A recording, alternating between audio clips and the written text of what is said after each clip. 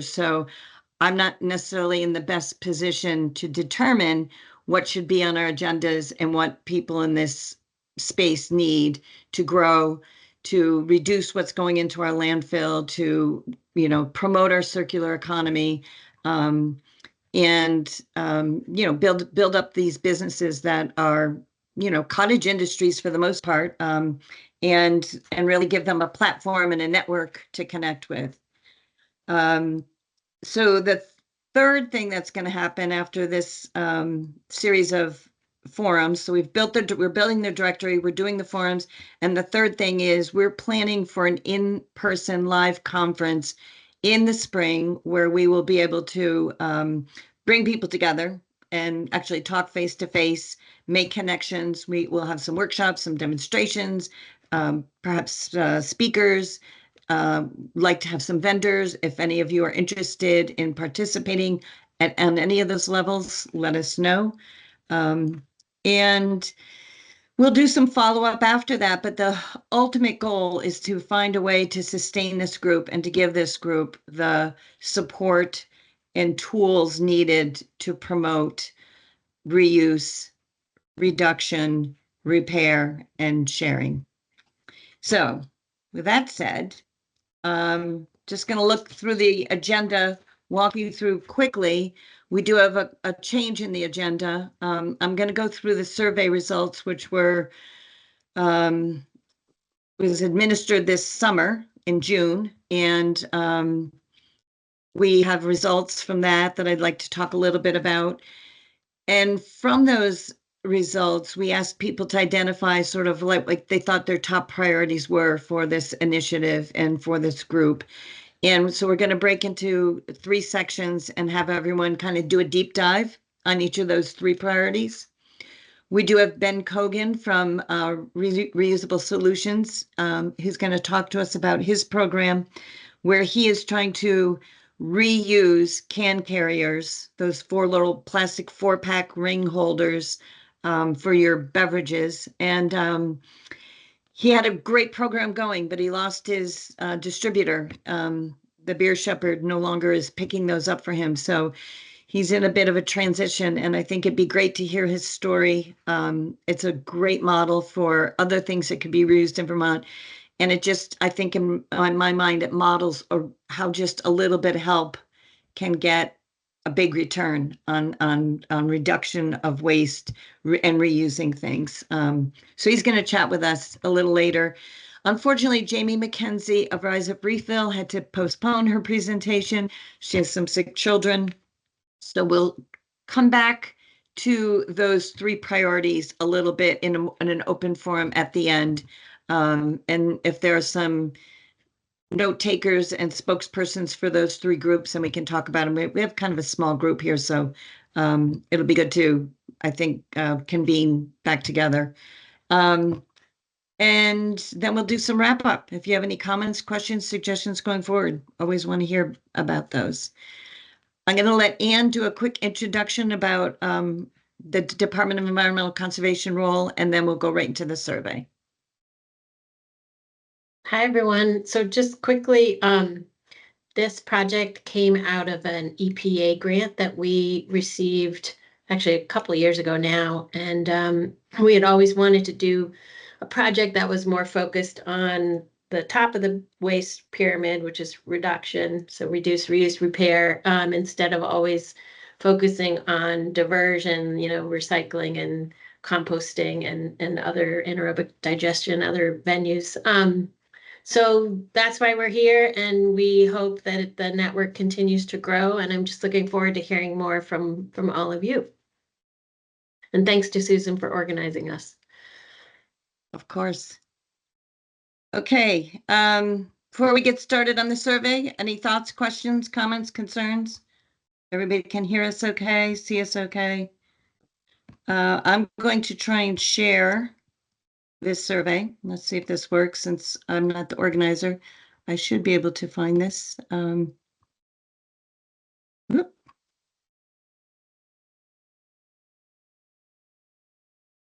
It's coming, but we can see just your team's. Oh, it says I'm sharing. You're not seeing the slideshow here? No. Okay. I'm going to stop and start again. See what we get here.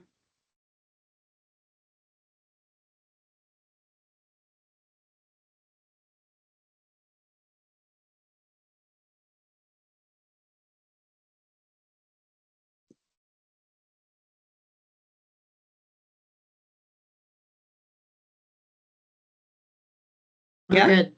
Yeah, you're not in Okay. presentation mode yet, but yes, we can see them. Um,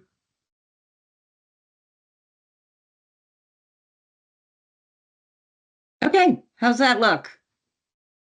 Perfect. Great, thanks.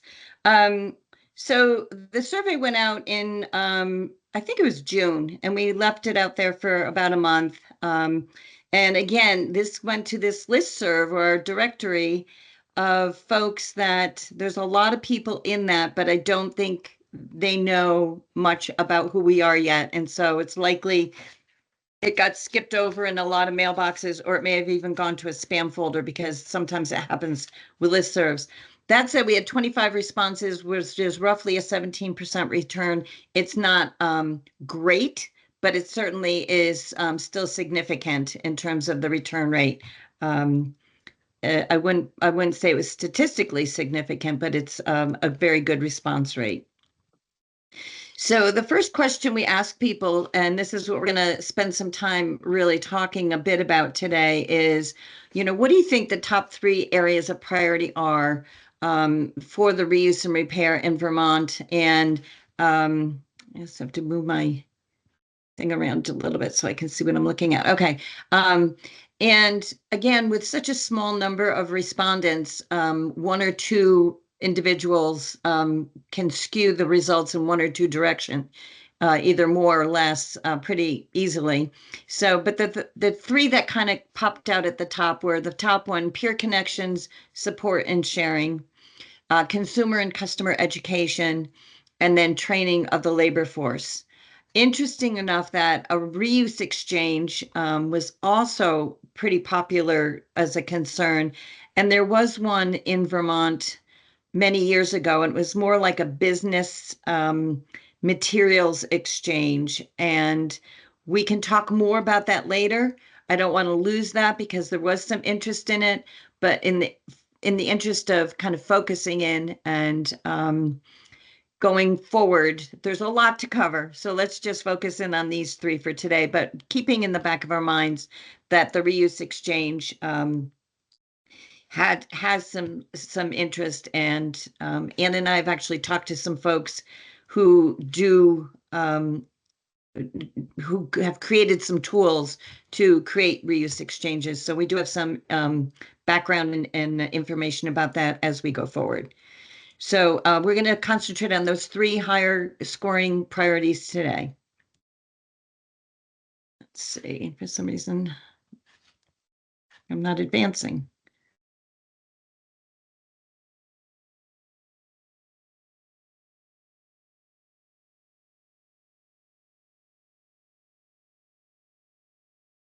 All right, I don't know why this doesn't want to advance, so I'm going to do this manually.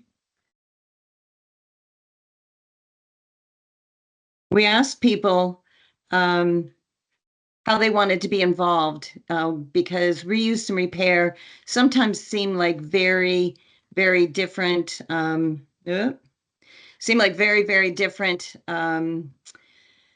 silos almost, right? But the encouraging news here was that 84% said they want to be involved. Reuse and repair, while somewhat separate, are also very aligned with whatever their mission or their ethics are, so that we didn't want to break out groups yet. Maybe somewhere down the line, we refine this organizational structure to concentrate on specific niches. But for now, the overwhelming response was keep us all together and let us all know what's going on all the time. Every time I share, it freezes up on me, folks. Sorry. Try it. Here we go. Susan, can you try? Yeah, sometimes the little icons down in the lower left instead of Yeah. the arrows. Yeah, I'm going to try that. That seemed to have done it this time. Um, just good to know who is responding to the survey. We know that we had in the purple here a lot of folks who actually work in the solid waste world, but we also had some really good diverse representation from people who are thrift shoppers to people who are work in nonprofits or volunteers or work in the repair services. So I thought that was encouraging to see. This may explain a little bit about today's forum and that fact we don't have as many people as we had last time. Um, and most people wanting to know when their availability would be. And obviously, people would prefer morning meetings. And then along with that, they also prefer Thursdays or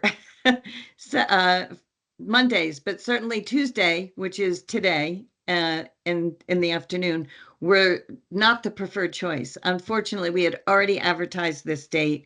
We had already sent out some meeting announcements on it, so we didn't switch. Going forward, we hear you. We will have a Thursday morning meeting for our third forum, guaranteed.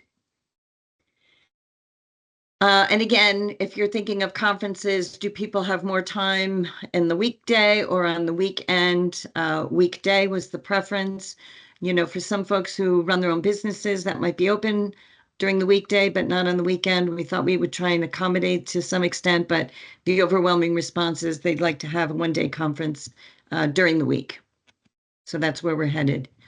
And this was wonderful to see that we asked people, if you choose to attend the conference, how would you be interested in participating? And as you can see, we have people who want to present, people who are interested in doing demonstrations, lots of volunteers.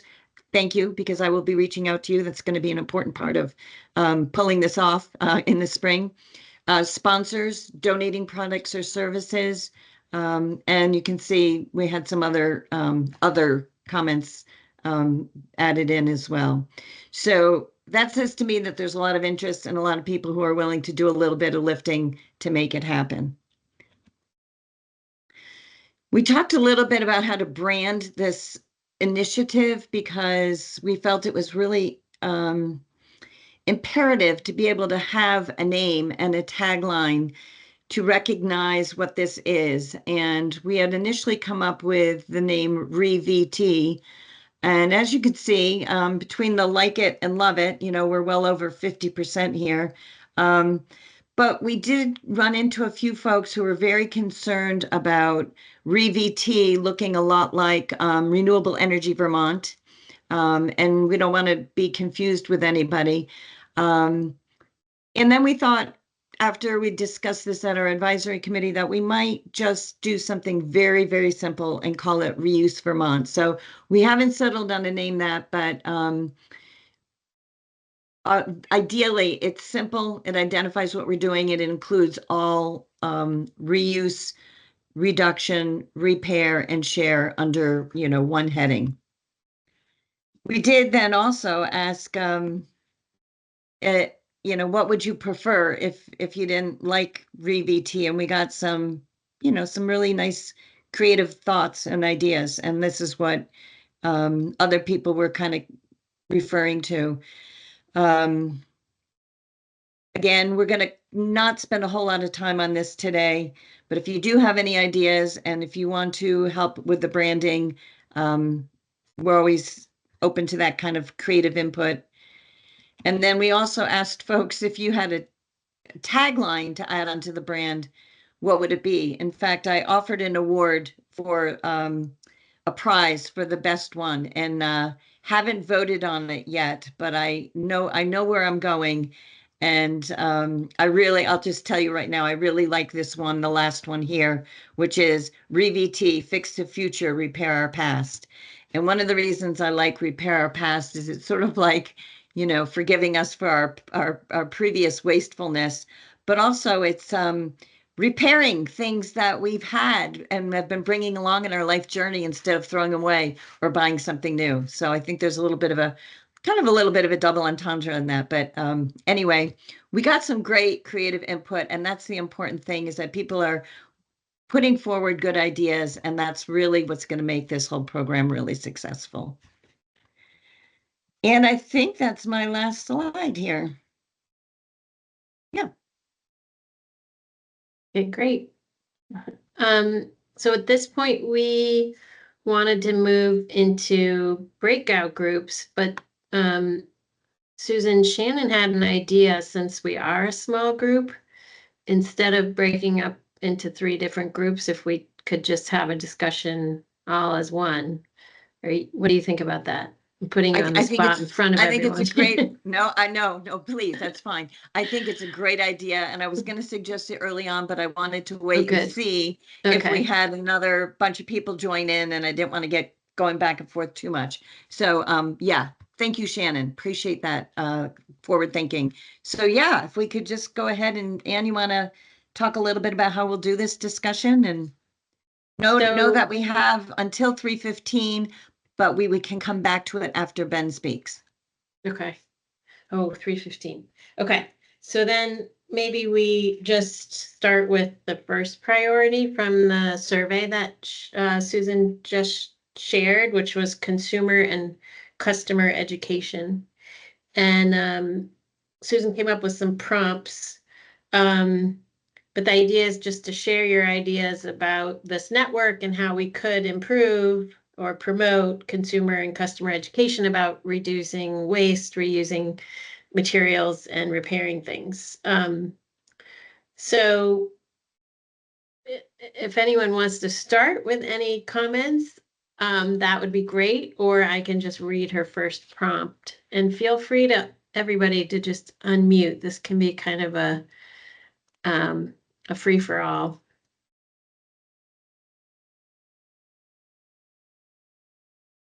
And Brad? the prompts are just there to get you thinking. There's no bad ideas. And I would encourage you all to just, yeah, think independently and creatively. Because I'm not necessarily the best person. Again, I'm a paid consultant. I don't work as a repairer or, yeah, a sharer. Go ahead, Brian.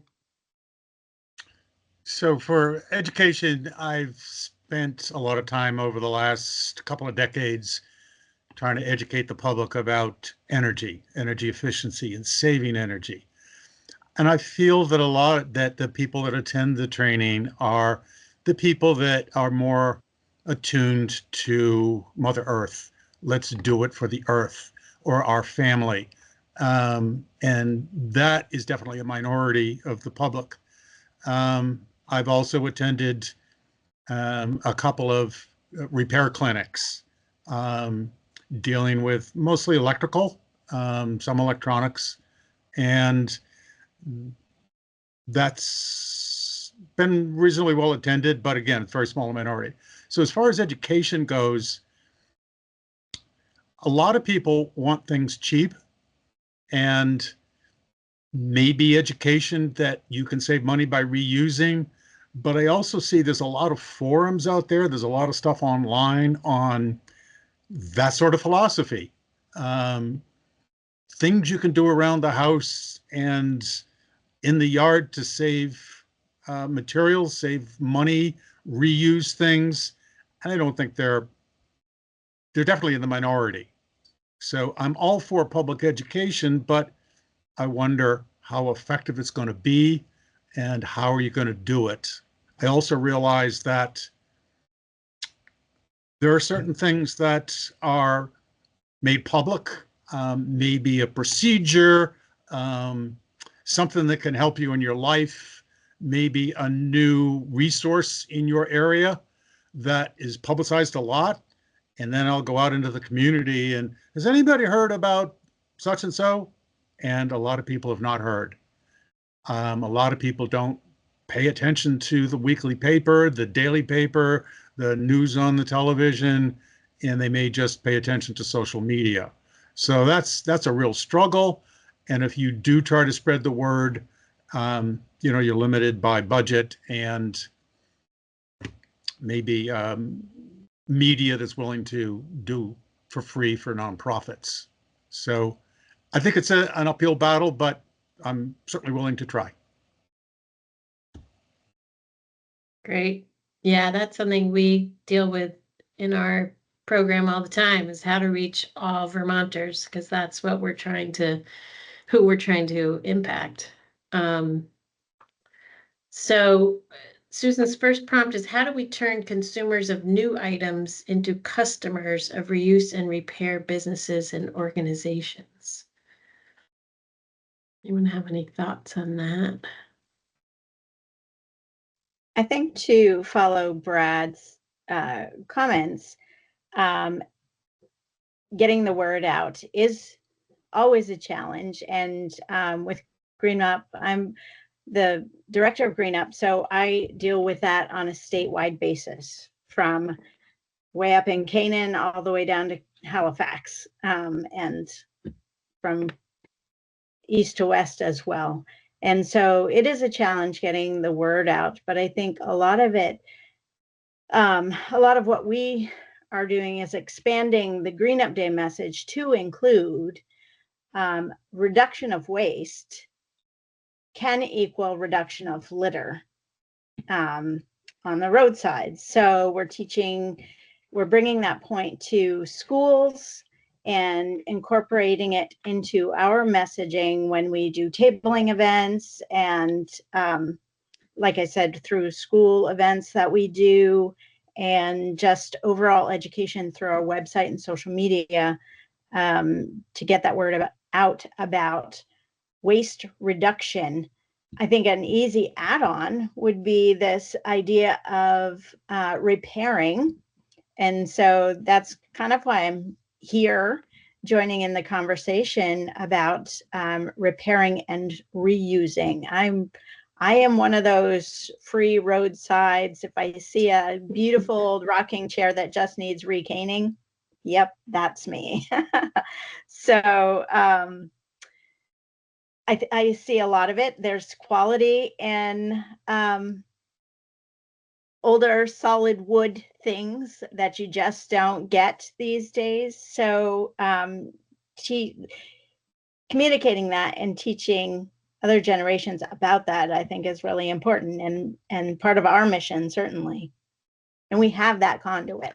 So I'm excited to be here and ready to help. Great. We're glad to have you. Yeah, thank you. That's great. I just, if I can interject for a minute, I just want to go back, because I heard Brad say cost, and I heard Kate say quality. And I think when I think about getting something repaired, I think about, it might cost me a little bit more, but generally what I have is a better quality of whatever I'm going to find at, Target or wherever I can click. So there is something to be said about advocating for repairing things when you know you're getting a quality product. And maybe it doesn't cost more. I've been looking at prices of things lately, and I appreciate what, the cost of raw materials are, but I'm sure you're all seeing it too at the stores, how everything has gone up considerably in the last couple of years and continues to, which is also, in my mind, just another way to convince people that they don't need the newest thing every clothing, for example, every time the season changes, and we've had some amazing businesses being built up around that. So quality and cost, I'm making markers on those two keywords. On that same note, though, people, like I said before, people want everything cheap, cheap, cheap. So, I'm amazed at how much business Amazon does, and it's because it's cheap. Yep. And when you buy cheap, you get cheap. And it's just so disposable, and just people don't even think about that. And as far as a good example of going back to my previous point about getting the word out is Efficiency Vermont and their incentives program. I go out and I we'll go to a public meeting and talk about energy efficiency and how many people have contacted efficiency, or how many you've heard about the rebates and incentives from Efficiency Vermont. And it's only a partial number of hands in the audience. After all of these years, since it's been over 25 years since they've been doing this, and there's still a lot of Vermonters that don't know it. And as far as repair goes, things are getting more unrepairable. And we used to have two companies that did appliance repairs here in the Valley. They're no longer doing that. It's because if you have an appliance today, let's say a washing machine that has electronic controls and it breaks, if you have to replace a control board, it could be $350 for a control board plus the labor at $80, $100 an hour. You might as well buy that's half of the cost of a new one. And then something else can break. So particularly with appliances, it's a real struggle to get people to repair them. Yeah, you're bringing up the whole right to repair movement as well. So I see Bob has his hand up, and then Chrissy. Yeah, one sector of repair is clothing, and I've experienced that here in Brattleboro where I work. There's hardly any locations that will do alterations of clothing, and there is fortunately a Vietnamese man in his 70s that's been here for decades who can put new zippers and really, high quality winter clothes. And so I think that sector needs some promotion, and I just feel it's just like shoe repair. There used to be a shoe repair place in this area, and now you have to drive to Keene, New Hampshire. It makes it difficult to repair simple things like shoes and clothing, which are getting more expensive. So that's just my own take on trying to repair clothing and shoe and footwear.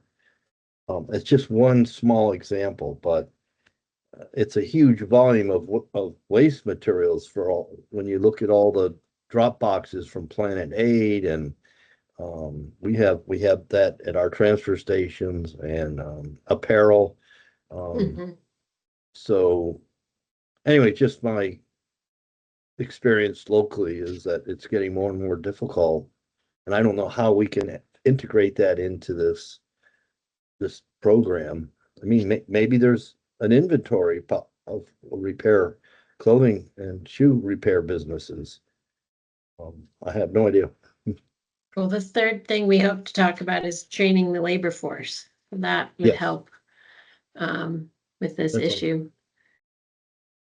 Yeah, and Bob, to that comment about whether there's an inventory, one of the things that we had started doing as we were, who's out there in this community, was building this directory, this listserv. So I have a pretty good idea of some of them from this listserv, but certainly not all of them. And one thing we learned in our first forum was that you can go on Front Porch Forum, and I didn't realize it was a database that you can actually query. So I could say,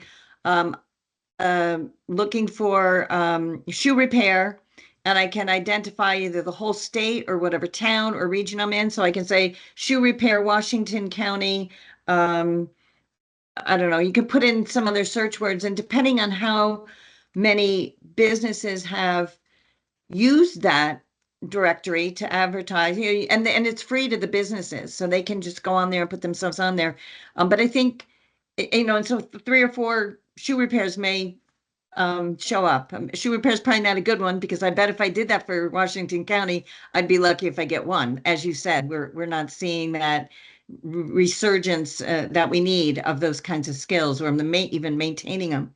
But I do think it's a really good first step in letting people know that Front Porch Forum, which we all have access to, I think pretty much through our communities now, free for the businesses to go online, put their businesses in there. And the more words you put in your business description, the better the algorithm will pick up. And when someone's looking for shoe repair or zipper repair or computer repair, they should be able to get, some results. So, but we will continue to work on that, Bob. I do think that's really important. We're not going to rely solely on Front Porch Forum, but I do think it's a good, like, first step in letting people know that is available. But wouldn't it be great if there was like reuse Vermont directory and it was like They would. it was as easy as clicking on as our Amazon Prime accounts, right? And then That's like, my vision.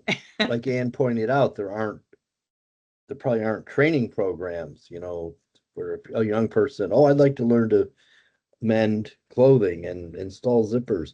This gentleman's 72 years old. He has no apprentice or anything, and he's probably going to close. And he was featured in a newspaper article this summer, just because he's kind of a local legend, Yeah. So, And just because anyways, Ben just that's all. joined us, and I know Chrissy and Amelia have had their hands up too. So just before we introduce Ben, how about Chrissy? You're next. Yeah, so I'll try to be quick. Yeah, this is actually kind of when I raised my hand, I only had one quick point, but as somebody who is involved with the Repair Cafe in Burlington and specifically on the textiles side of things, my initial comment was, I think, there's the quality piece, but also just as so much of the clothing that I do see coming through that's being asked to be repaired isn't necessarily like a lot of the stuff coming through may be fast fashion, but if somebody's telling me this is important to me and I want it to be fixed so I can continue to use it, that's really the deciding factor is, it's that they're choosing to want to keep this in use. So perhaps even, just some messaging around, it doesn't have to be an heirloom in order to be saved, as long as it's something that you can continue to get use out of and that can be repaired. And then, on the zippers and shoes front, I mean, it is a struggle because, those are sorts of things that, they may be fixable, but, zipper repair or zipper replacements, they take a good couple of hours to do right. And, in the context of our repair cafes, that's something that, over time I've had to say, this isn't something that I can do here. Sometimes I'll take it as homework or, but it is definitely a kind of a scope issue as far as, there are some things where, and like alterations are another thing where there are simple things like, hemming pants or something that, those also take a fair amount of time just to get them pinned right and everything. But yeah, it's the line between like a repair and getting something ready to be able to be used outside of the context of repair can sometimes be blurry. But I'll hand it over to Amelia from Sandbox, who I think is much more suited to speak to this. So. Thanks, Chrissy. If I unmuted. Yeah, Bob, just so you know, like how we need to really get the word out. I'm the founder of this place on Pine Street called Sandbox. It's a 3,000 square feet room with all kinds of sewing machines for really thick stuff to very fine fabric like bridal. And we do over 2,000 repairs a year. We're cranking like almost 200 repairs per month now. A lot of technical gear, so we don't just go garment. We try tents, sleeping bags, backpacks. We just don't do shoes, but sometimes we do like Tiva sandals, something that we can manage to get under the sewing machine. But it's interesting to see like how the community really embraced the repair. They just love the fact that Sandbox is a really cool space. You can come anytime with your broken garment. We'll stop what we're doing. We'll check what's going on with your garment. And I think that whole experience with the customer, it just like they enjoy the repair.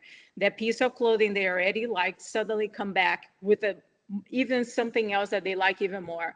So that repair, that they picked the fabric or they picked the thread, or we somehow he participated on this repair piece.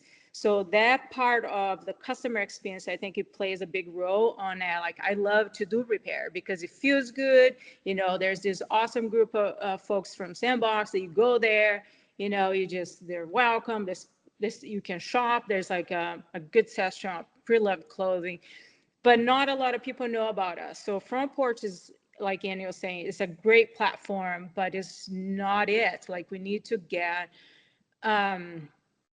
yeah, we need to get the word out in a more stronger and in a bigger way. And I'm not quite sure if this is like a brochure that we send to people, is a membership that you get updated. There's always a conversation with people that belong to that community of repair. If there's any policy change, if there's an incentive from the government, like other countries are doing, you know, tax break on repair. So you can actually, instead of, you know, you have so many good incentives that you're going to go for that, for the repair, instead of going for the new one. There's nothing special about a new one. There's no, like, you know, as you can make the repair so much fun. And you know, I think that's going to be part of the decision maker for customer. Like, do I buy a new one, just go to the store, like this code order online, or you just repair the garment that you had, or repair that toaster, repair whatever.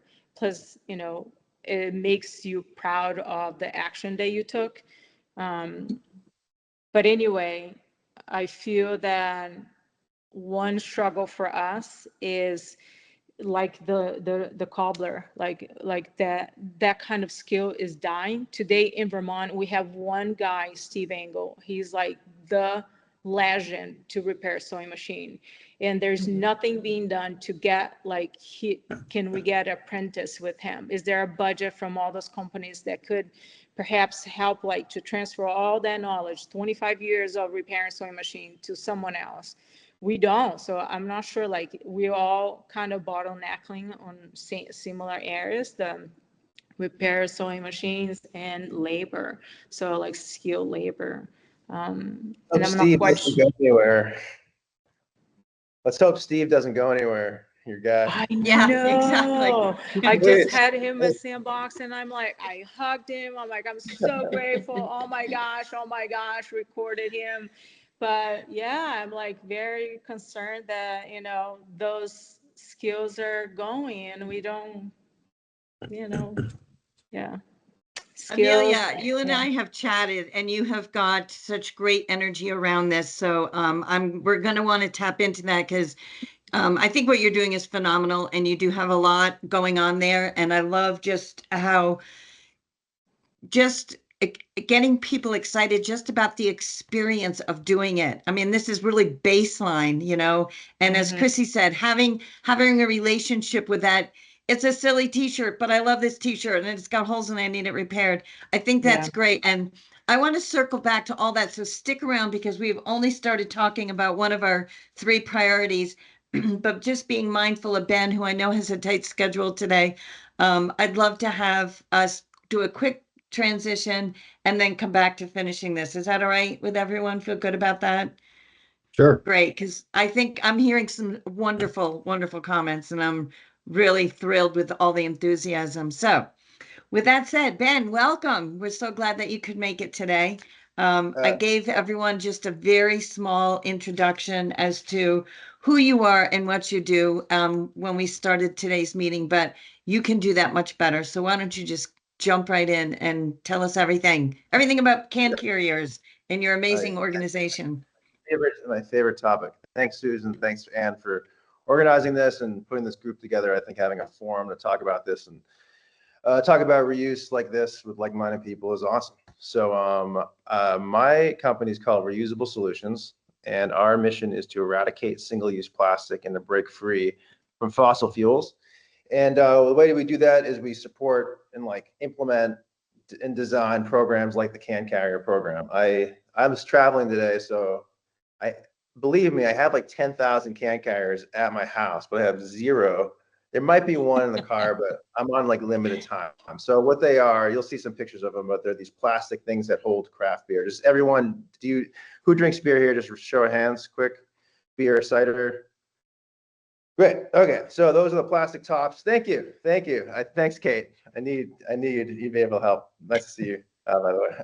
So yeah, the can carriers, they hold beer and they're 100% reusable, but they haven't been able to be reused. And so I started a program in 2021. I have some slides here. Hopefully it works. Do you guys see my slides? Awesome. I just have to I have to find them too. Is it moving right now? Yep. All right, great.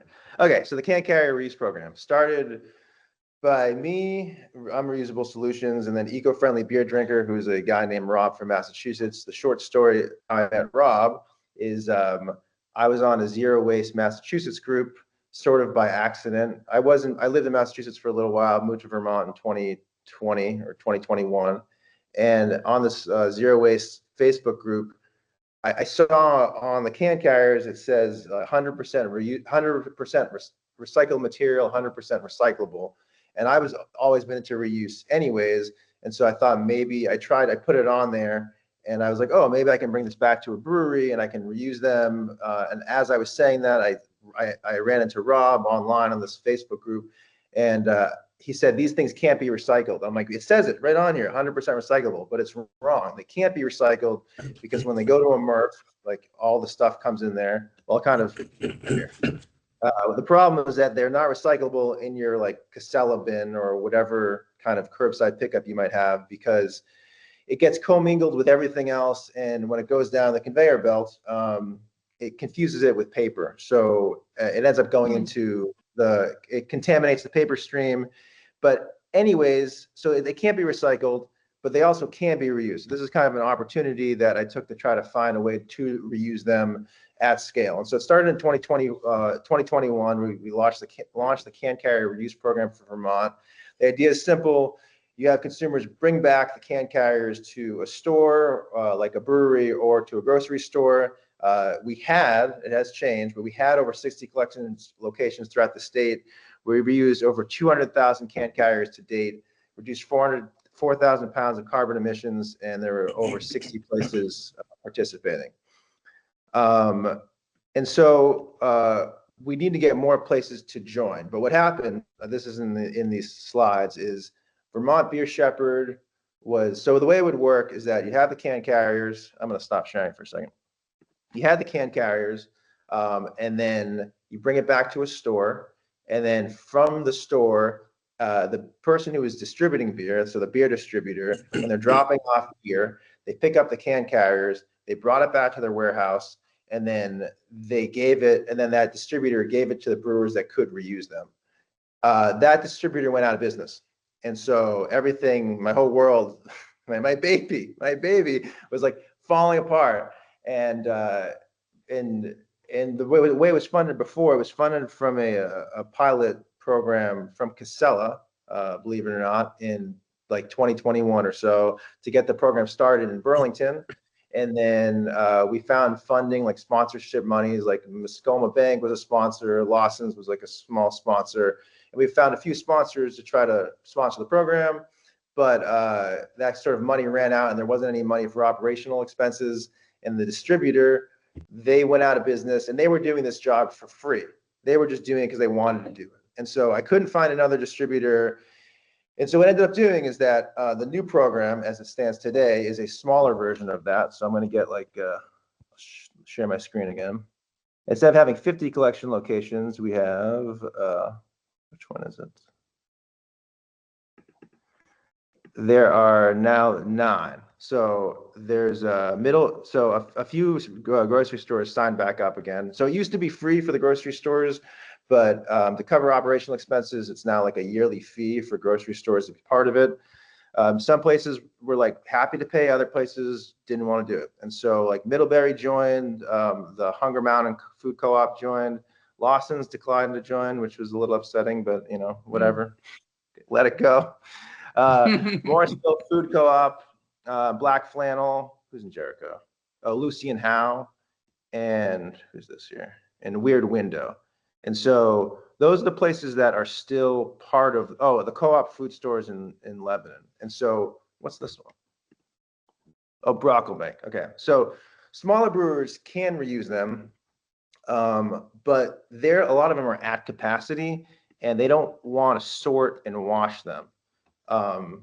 That's kind of the bottleneck, is that companies don't want to sort and they don't want to wash, because what happens, it comes to me in these case trays, like, this big, and they have they're mixed colors, and breweries want like one color. So I've been sorting them myself with my son, which, if I can find this video, I think it's pretty darn cute. Let's see. That's probably worth 30 seconds for me to look at. Nothing like child labor. I love it. It's my own son, so I think it's all right. Let's see. Where'd it go? I sent it to. Let's see if I can find it. Well, I'll send it to someone. Oh, here it is. Can I get this? I'm not going to be able to figure out how to do it. Take your time with it. I just would comment that, one thing that this group of, there's 13 of us today, but there's a listserv of 170, is power in numbers and voices. And, when you have a co-op or a store that's willing to do that, how do we recognize them, right? So like, can we put out on social media or make signs that this store participates in Reuse Vermont? I don't know. As you're talking, I'm trying to think of ways to incentivize more people to want to participate in these programs. There's a press release coming out in October, which I would actually love some help, like pushing that out to whoever is interested, kind of saying like, this is the program. This is how it works. We want more people to get involved, and it's going to be listing all the places that are part of it. So if you want to help, that would be awesome. Of course. Okay, I found it. Sometimes businesses like to have decals in their windows and in their doors. So if you had a logo for the initiative, they could say proud supporter of whatever. And so it's a physical thing, right, when people walk in to recognize them. That's cool. I think I'll take a look at that. All right, here we go. Share audio. I don't know if I can. All right. Well, this is the audio might not work, but this is how we sort. This is how we sort them. Sit in your chair and do it. Yeah, throw them in.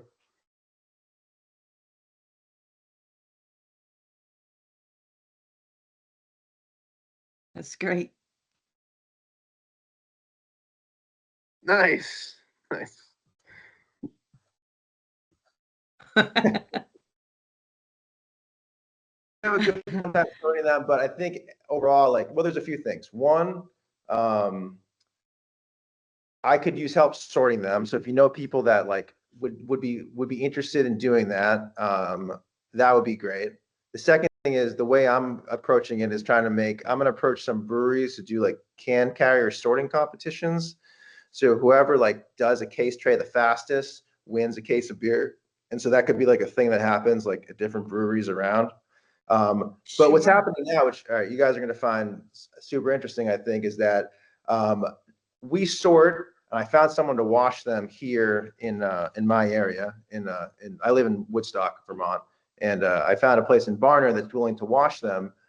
And the breweries are going to buy them back for just a slight discount on what they buy them for new. And so that's the model. It's sort, wash, reuse, and sell them back. And it seems like that may be able to work at scale. And so that's really great. The second problem that we're having is that I have a distributor that can go throughout the state. He agreed to this. He does wine. It's called Vermont Wine Merchants.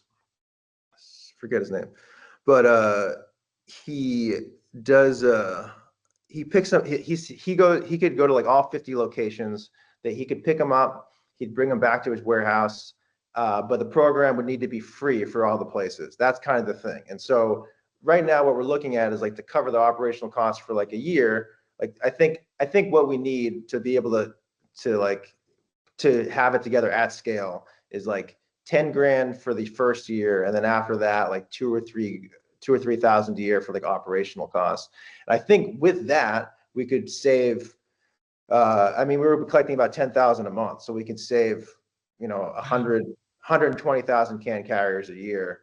How many we can reuse is up for debate, but we could at least get them recycled, because there's a place in north of Burlington in Georgia called Northwest Solid Waste District that they can get them recycled, because if they're source separated, they have a buyer for them and they love the material. So we can actually get them recycled through them, but it has to be brought to them without any other material. It has to be just the can carriers.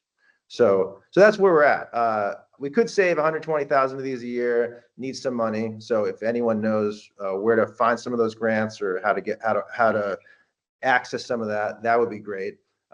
We need help sorting. If anyone is interested in helping with the sorting and then getting the word out, I'd say those are our needs. The program is back in action, which I'm so happy about. There's breweries, and there's 8 breweries and grocery stores throughout the state that are participating, and we need more places to be either collection points or to be reusers. I'd say those are that's where the focus is now. We're going to do a press release in October. I'll have that and send it to you, Susan and Ann, if that's okay. If you guys want to help push the word on it, that's awesome. But that's the end of my presentation. Bravo, Ben. Thanks. Anybody have questions or $10,000 for Ben? Thank you, Susan. I was just going to suggest integrating school kids, like the Sustainability Academy or other schools that have a focus on reuse. They could do collections in their classrooms like we used to do for like cereal box tabs or soda tabs or whatever, and the class with the highest one could get a pizza party or whatever, and so they could collect them from their parents that are doing it, but also teach an extra step of reuse, and maybe you integrate the game of sorting with the kids in the process. But I think kids would be super excited to be a part of that. And it doesn't volumetrically, you can't scale it, but I have saved dozens of these things for my home craft projects, STEM projects with my kid. And some of the schools have sort of STEM craft after school activities and need these types of donations. So you could also patch some of them through the schools to these programs to make rocket ships and other fun dials and gizmos. So that might be an extra boon too. Like I donated a bunch of these actually to, I think it was CP Smith that took them for their program. So the color ones are harder because there's certain colors that everybody uses, and there's not in bulk of the other ones. So having a good outlet, I may, no pun intended, but tap you for this donation. Sure. Any other questions? Others?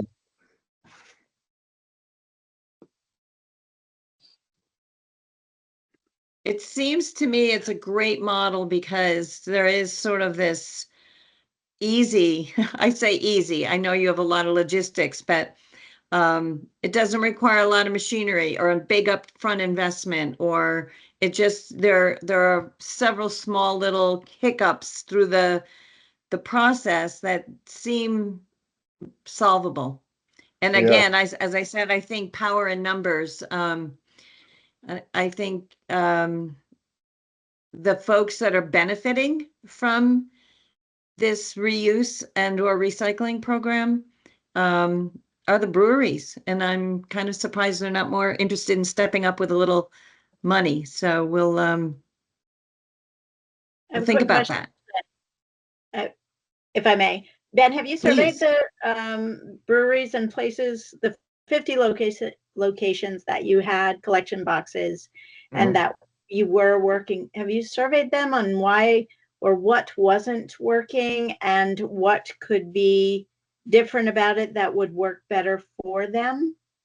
I haven't surveyed them like officially, but I do ask them like what's like why I don't want to participate. Most of them are like, for the brewery, are you talking about for people to reuse them or talking about people to be a collection point? Both. So for the collection point, that costs money. They don't want to pay the money. It's pretty simple. Some places, like you live in like Morrisville or Moortown, right? Is that? I'm in Moortown, yeah. near Waitsfield, right? Yeah. So Mad River Taste Place, like you know them, or you know Yeah. that store? Yeah. They were a collection point. Went through the process. It's $600 a year for smaller places. It's $600 a year to be a collection point. For bigger places, it's $1,000 a year. It's like $50 a month, give or take. And I was talking to Mad River Place about it, and I was asking them, is 600 too much, or is there like, if it was 300 or if it was like 400, like, is there a number that works for you? And most places they're like, we don't want to pay anything for this. It's like zero. And so the cost barrier was like the thing for the collection point. That was the main thing. As a reuse, yeah, I mean, I know it intricately. It's like the bigger breweries can't reuse them because they're using an applicator, and the applicator is like it's like a printer, a paper printer. Like, you know, if you ever have like crinkled paper in there, it like jams it up.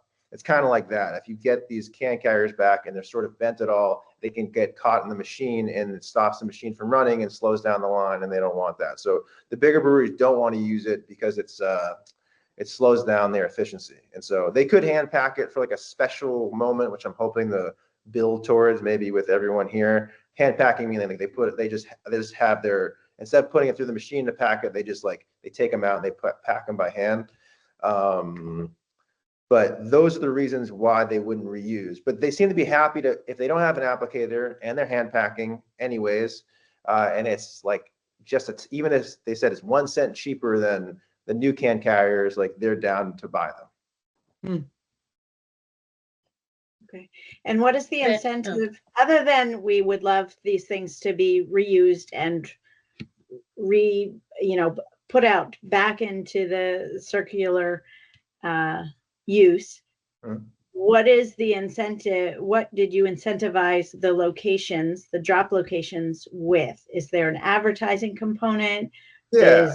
It's kind of like it drives traffic. That's like the basic argument, is that it brings people back into the store. They get to be on that map of the places that are reusing, and they'll be included in the press release as one of these sustainable brewers or grocery stores. So it's kind of like marketing and driving sales is kind of that component.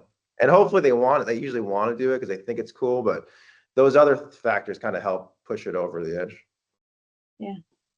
Great idea, but everything comes back to money. Totally. I feel you. Yeah.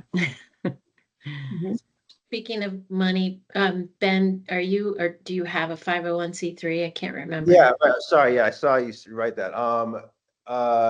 No, we're not a 501c3, but we work with SolarFest, which is out of Brandon, and they've acted as our fiscal agent before, and so to support any carrier program stuff. And then I guess just one other question. So is there a sweet spot for the size of the brewery that still hand packs and might want to use them? Mostly, yes, there is one, but it's interesting. Switchback is one of the breweries.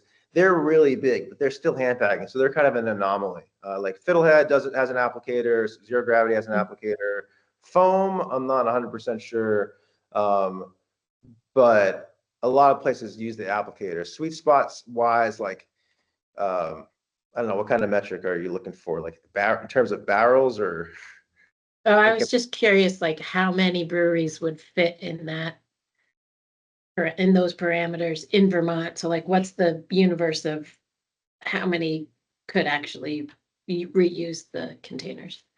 Let me think about it, but there's probably like 40 breweries or 30 breweries that we've worked with. That just without really thinking about it too hard, I'd say like maybe half of them might be able to use it, I'd say. Okay. Brad Cook, did he leave? Is he here? Oh, you're right there. Brad's right here. Different colors. Yeah, I've asked them about using different colors, but like, it's like, I don't know, maybe that's kind of the answer I get, but they're like, yes, I will buy this color from you at 14 cents. And so. And are you looking at border towns in Massachusetts, New Hampshire, New York? Is that ever? Well, not really, because like right now I'm picking them up, right? So it's, if a new place comes on, I'm driving there. So like anything that's not within like my, half an hour or anything that's not like within my route, like 45 minutes, like I'm not looking at yet, but I would if I could find a distributor. And that's like, I need someone Sure. to pick them up and then bring them to me. It would be like looping them into the system, which would be awesome. So, Yep. I saw something about from CSWD, a question. I don't know who asked that, Wendy. Yeah, I talked to them today. They have this grant program where they'll pay for 50% of the cost of like a reuse program. I talked to like City Market about it and seemed like they didn't want to pay anything. They were like zero. And so like 50% of zero is zero. And so it wasn't that one didn't work out. But I don't know. It's like sometimes there's a lot of miscommunication. They're like, oh, we're putting it in our recycling. It's fine. But it's like coming back, like they're putting it in the recycling bin, which is going to Chittenden Solid Waste District. They can't recycle them, and they're getting just like contaminated and getting thrown into the trash anyway. So like nobody really knows. CSWD, I'm hoping to get a statement from them if you guys want to push, like saying that, like clear guidance saying these are not recyclable. Bring them to one of these locations that are part of this program. Like I would, that would be very helpful because everyone thinks like the City Markets thinks that they're getting recycled, but they're not, and it's kind of infuriating. Yeah, it's an excellent point because that's one of the things we struggle with, kind of identifying what reuse and repair really entails, and it's different than recycling. And reuse being the first and highest priority would be ideal. Central Vermont also has a reuse grant program that might be available. I'll ask them too, and if I find something, I'll email it to you, Ben. That'd be great, yeah. And an intro course. to it, if that's possible. Yes, of course. Yeah. Added a link for Casella as well as our biggest trash operator. They have charitable giving programs, but both Amelia and I have gotten those CSWD grants. They won't make you whole. They are 50%. They're pretty small. They won't cover your time, but they're good seed money for a concrete project. So if you need to buy a certain piece of equipment or whatnot, it could be useful. So just look deeper, and most of the districts, as Susan mentioned, have something similar that can give you a jump start on your next steps. Cool, thank you. I'm gonna open that up.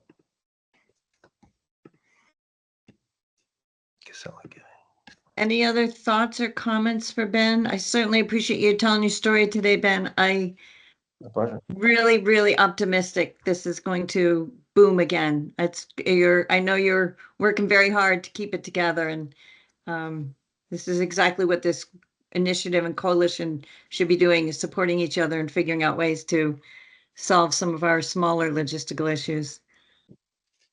I'm Go ahead, sorry, I Wendy. forgot to mention that the different districts also have A to Z reuse or recycling guides. My experience is you have to contact each one independently or get onto their coordinators meeting. But at least if you have them in there and the option of where to recycle, it's an educational outreach piece that you can incorporate. But they have these online directories where you can search, how do I do such and such? And you could add those to the pile if it's not already there. Cool, no, that's good. I use those a lot myself. So. Yeah. Well, we don't have a ton of time left. What do we have, about 15 minutes here? If we wanted to transition back to our earlier conversation about our top 3 priorities, what's the pleasure of the group here? Yeah, Susan, I don't know. So we have 2 that we haven't discussed. And Yeah. then with the wrap up, so we don't have a lot of time. So maybe if you want to choose one to talk about. And thank you so much, Ben. Yeah. If I were to choose, I would choose training, because I hear that coming up a lot. And I feel like what we just did with Ben was peer connection, support, and sharing. It was a great example of how we can be there for everyone else in this space. So yeah, if we wanted to just spend a couple of minutes talking about the challenges, especially with the repair fairs, I hear this a lot, that the skill sets are fading for these types of hands-on. We have cars and bikes pretty well covered, but maybe not. I know there's new bike things happening all the time. I just talked to a guy who does, he electrifies non-electric bikes, you know, so you don't have to go buy a new e-bike. You can just take your old bike and add electricity to it, a battery to it, which is kind of cool. But the repair fair, folks, Brad, you've mentioned it. And just so you know, we have Kevin here from Vermont Technical College, and they have participated with their local library on doing the repair fair. So these are bringing in students who are studying this, and they probably have larger ambitions and visions for their careers, but they have skill sets. And I'd be curious to talk more about how to tap into skill sets in maybe tech schools or mentoring programs. But yeah, what are you guys hearing about what's available, what's not available, and how we can support more people learning these skills or preserving them? Like Bob said, the 70-year-old tailor in Brattleboro, you know, he's going to retire, and where's Bob going to take his jacket for repair? So I'm opening it, throwing it right out there. Let's chat about that for a few minutes. One of the things that Green Up Vermont is doing this year is incorporating an innovation challenge science fair thing. It's called Green STEM. And I have given schools the opportunity to build teams to participate in the Green STEM challenge. We're going to incentivize them with a little cash to use for incidentals and things like that if they need to buy poster board or something for their presentation. But what it does is it plants the seed for imagination and innovation. Anybody remember Milo Kress? Milo Kress is a 9-year-old, was a 9-year-old boy from Essex, I think, who just had the idea about reducing the use of plastic straws. And if everybody didn't use that plastic straw when they went to the restaurant or whatever, so he probably influenced all of your use of plastic straws, or whether you get one or not at a restaurant in Vermont. It's built on that idea and empowering kids to kind of use their imaginations on simple things, and to reuse them or make them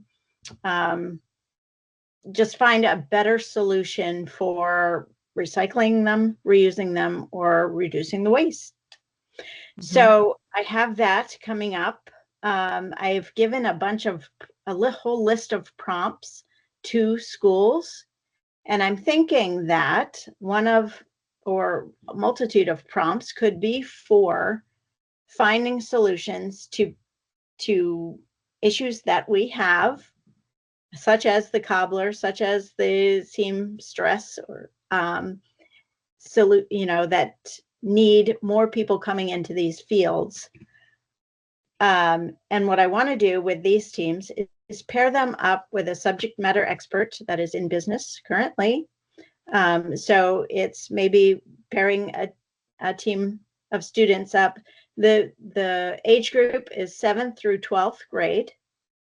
Pairing them up with people that are in business to do a mentorship, or at least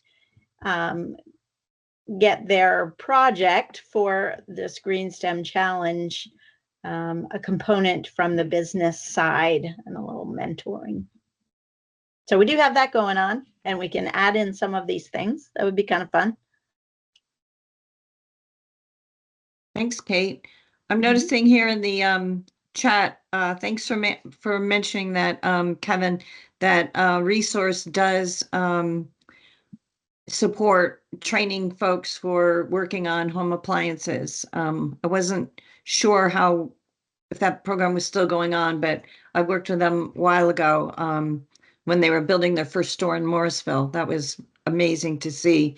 And they had actually, at the time, paired themselves with a building that was housing people who were just reentering, society for whatever reason, whether it was substance abuse or incarceration, and pairing them with a training program, which would, lead to some type of skill set that they could, make money off of. Awesome. Yeah, it'd be nice to see more of a network or a way to network just that type of program. Like I was just searching a bunch of different terms in Google, like electronics repair in Vermont and fix stuff in Vermont or repair fairs in Vermont. And there's no like central resource. So I think if just making that presence and then turning into a place where you can connect people, I think would be a huge step. And you wouldn't even have a lot of overhead for that. Just some sort of, like you were saying, something a little bit more reaching than Front Porch Forum, because it's, you can go on there and find stuff, but it's not like the go-to resource for that specific. Yeah, clearly it's used for a lot of other things, like debating somebody's cows getting out all the time. Yeah. But yeah, Something specific to the REBT that's easy to find and right. can connect people and just kind of ignite the whole thing. Yeah. An interesting model might be, that like it's like a print guide that they send out each year that has like all of the different Vermont farms and like what sort of stuff they have available. That might be kind of an interesting model for like, county by county of like what's available. Are you thinking of like the AgriView, that kind of? I'm not I sure who almost said think that. it was called like just the Vermont Farm Guide or something. Like I forget what Okay. it is, but it shows up once a year somehow. Yeah. Great. It looks like it's done by NOFA.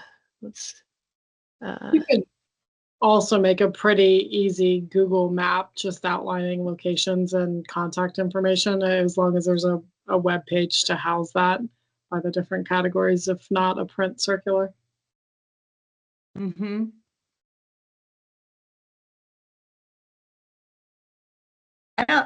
My children have long fledged, so I don't really know what's happening in schools these days in terms of tech programs.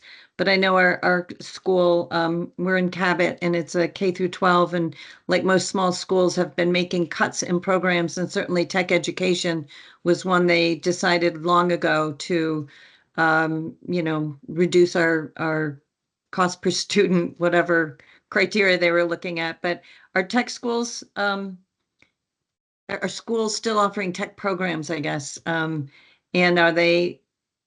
is there anything out there that's kind of like general repair as opposed to very specific, like LPN programs or dental hygiene? I don't know. I'm just kind of curious where that's at the elementary or at the secondary high school level in Vermont.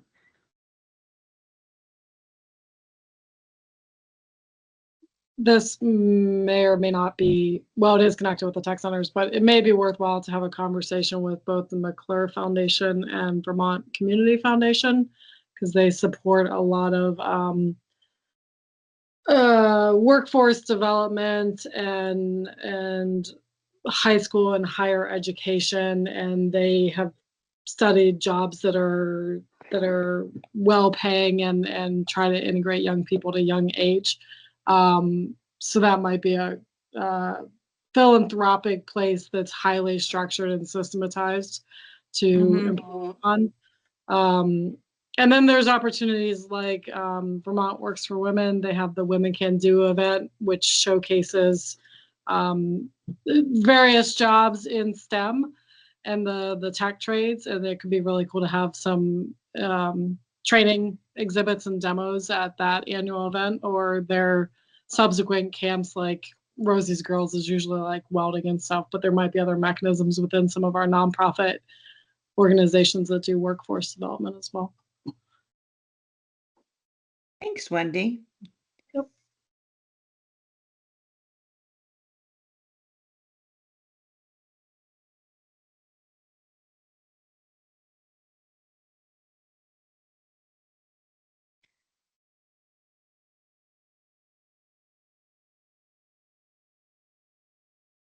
Well, I guess we're not going to really get out too early today.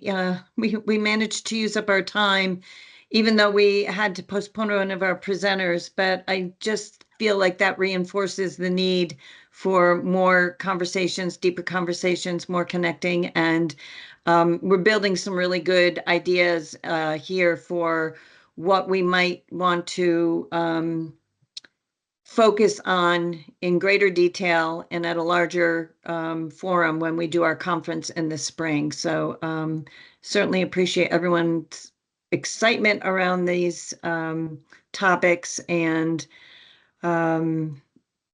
yeah, we want to capture as much of that enthusiasm. Sorry, Brad, go ahead. Don't mean to cut anyone off. I would like to propose that we create a website and start putting all of these resources onto that website. Where can you find a place to repair clothing, recycle this, recycle that, and tie in, for example, the A to Z lists at the Chittenden and Central Vermont solid waste districts and so forth. Maybe start doing things like, I have been a reuse for a long time. Okay, or port wine cheese. When I finished with this, I use this for leftovers, cut out tomatoes or onions, or same with this kind of a container. If I go to the deli and get potato salad, very reusable. If I go to the store and get deli meats, because I live by myself and I don't use deli meats a lot, but this is going to last a lot longer than going to a deli and hand cutting a quarter of a pound of ham or whatever. So suggestions for reusing these, or snacks. This is a really good, nice container, very durable, easy to reach in. What can we reuse this for? Things like that on that website. And of course, that's probably after you come up with that fantastic name for the website and the tagline. Yeah, yeah. Great suggestions, great reuse. My refrigerator is full of many of those same kinds of things. And I think that the struggle there is that we are always kind of fighting social media and advertising, which show refrigerators that have everything in matching containers that you just bought off of some online purchase area, right? As opposed to, I live in Cabot, so I have a lot of Cabot products, plastic containers that my leftovers go into. They don't match. They don't look pretty when I open my refrigerator, but I know what's in them and it keeps food fresh. So great suggestions. In terms of building a website, I do think it's needed. I think the directory and that information and the locations, again, I'd love to get to that point. In the interim, we are kind of looking for other options like Front Porch Forum. It's a great option, but it's not intuitive that when you need something, you're going to go to Front Porch Forum. You're going to probably click someplace else. But I do think if we can brand this initiative, we will be able to achieve a lot of those things in terms of finding the right resources and connecting people and having whatever commonalities in our different areas, whether it's repair or reuse or outdoor gear or sewing machines. Yeah. Interesting about the sewing machine, Steve. He was on our list and he said, please take me off. So you're lucky to have had his attention, Amelia, for whatever time I you know. did. I was like, oh my gosh, it was like the best day. And I said, Steve, I've been waiting for you for over 2 years. So I was pretty happy when he came. Yeah. Yeah. All right. Anybody have any announcements or thoughts going forward? I appreciate that one, Brad. We're going to put that in there. We are, in these very nascent stages, but we are, I think we have a lot to build on and a lot of good, enthusiastic and committed folks to do this. Send me anything, mullandmore@outlook.com. Let's stick that right in here.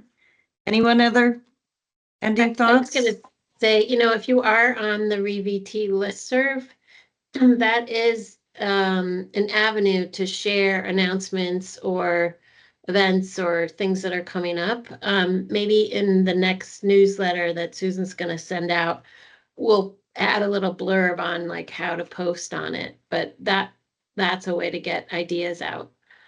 So we would love it to be, you know, actively used. And it is screened, so you won't get a ton of junk, right? So you can send it out, but somebody has to approve it and make sure it's appropriate and timely. And yeah, we're trying to be mindful of your inboxes and your time reviewing all this material. So thanks, everyone. Happy rainy day. We needed this. If you have to be in on a meeting on an autumn afternoon, let it be raining, right?